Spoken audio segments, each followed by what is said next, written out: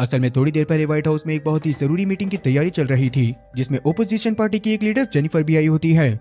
तब जेनिफर की असिस्टेंट उससे थोड़ी देर बात करने के बाद बाहर चली जाती है, जहां पर उससे उसका बॉयफ्रेंड मिलने के लिए आया हुआ था और अभी तक सारी चीजें पूरी तरह से नॉर्मल थी। तब वो दोनों आपस में बातें कर ही रहे होते हैं कि तभी अचानक एक घोड़ा उनकी तरफ भागता हुआ आता है, जिससे डरकर वो दोनों साइड में हो गए थे। पर इसके अगले ही पल उन्हें लाखों की तादाद में चूहे जमीन पर भागते हुए दिखाई देते हैं, जिनमें से ज्यादातर तो आगे चले गए थे, पर काफी सारे ऐसे भी थे जो खून की उल्टियां कर वहीं पर मर गए थे। ये देखकर जेनिफर के असिस्टेंट और उसके बॉयफ्रेंड को कुछ भी समझ में नहीं आता। और उसी दौरान जब व्हाइट हाउस के अंदर जेनिफर प्रेसिडेंट से बातें कर रही होती है, तभी अचानक प्रेसिडेंट की नाक से खून निकलता है। उसका गला और उसका शरीर पूरी तरह से काला पड़ जाता है और अगले ही पल खून की उल्टी करके उसकी भी मौत हो जाती है।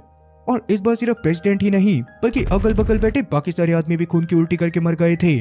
और सबसे अजीब बात तो ये थी कि ये सब जो भी हुआ था, उससे सिर्फ इंसान ही नहीं, बल्कि सारे के सारे मेल जानवर भी मारे गए थे। ना दुनिया में अब मेल बच्चे जिंदा बचे थे, ना बूढ़े और ना ही आदमी। इवन मुंबई के गेटवे ऑफ इंडिया के पास भी कई सारे आदमियों की लाशें पड़ी हुई थी।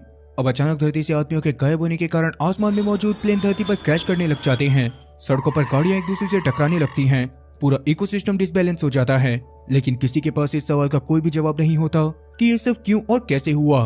तब ऐसी खतरनाक सिचुएशन में भी जैसे तैसे जेनिफर खुद को संभालकर आसपास मौजूद बाकी सारे ऑफिसर्स को भी हौसला देती है। पर यहाँ पर अब सबसे बड़ी दिक्कत ये थी कि दुनिया भर में मौजूद जितनी भी औरतों ने अपने पति और अपने बच्चों को खोया था, वो सारी की सारी बहुत ज्यादा गुस्से में थी और गुस्से में सरकारी बिल्डिंग्स के ऊपर हमला कर रही थी।